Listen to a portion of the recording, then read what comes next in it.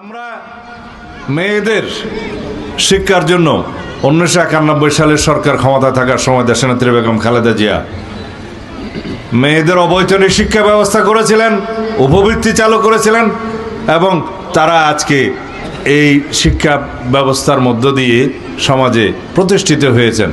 বাংলাদেশের নারী সমাজের অগ্রগতি হয়েছে, উন্নয়ন হয়েছে এবং শিক্ষিতের হার বেড়েছে নারীদের মধ্যে। আগামী সংসদে যে শতকরা 10 ভাগ সরাসরি নির্বাচনের জন্য নারীদের মনোনয়ন দিতে হবে, মহিলাদের মনোনয়ন দিতে হবে, এটা আমাদেরই প্রস্তাব। কিন্তু আমি অন্যান্য রাজনৈতিক দলের ক্ষেত্রে দেখেছি একজন নারীকেও তারা এই মনোনয়ন দেয় নাই সরাসরি নির্বাচন। কিন্তু বাড়ি বাড়ি গিয়ে ঠিকই মহিলাদেরকে বিভ্রান্ত করার চেষ্টা করে। আমরা বলেছি পরিবারের যিনি কর্ত্রী, প্রধান মহিলা, তার হাতে একটা ফ্যামিলি কার্ড দেব। এই ফ্যামিলি কার্ড অবশ্যই যারা দরিদ্র পরিবার তাদের কাছেই দেয়া হবে। তার মাধ্যমে তার পরিবারের সচ্ছলতা আসবে, স্বনির্ভরতা আসবে, তিনি মর্যাদাপ্রাপ্ত হবেন, নারীর নিরাপত্তা নিশ্চিত হবে, ক্ষমতায়ন হবে। এটা আমাদের সরাসরি কর্মসূচি।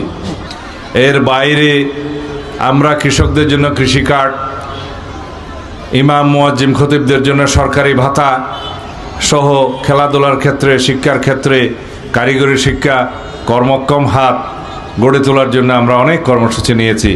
এর মধ্য দিয়ে আমাদের বক্তব্য হচ্ছে বিএনপির নীতি আছে, আদর্শ আছে, কর্মসূচি আছে, পরিকল্পনা আছে, প্রতিশ্রুতি আছে এবং সেগুলো আমরা বাস্তবায়ন করব ইনশাআল্লাহ। অপরপক্ষে যারা জনগণকে বিভ্রান্ত করছে তাদের আমরা কোনো পরিকল্পনাই দেখি না, দেশ গড়ার কোনো নীতি দেখি না। আদর্শ তো একটা আছে এবং সেই আদর্শ নিয়ে বিভ্রান্তি ছড়াচ্ছে।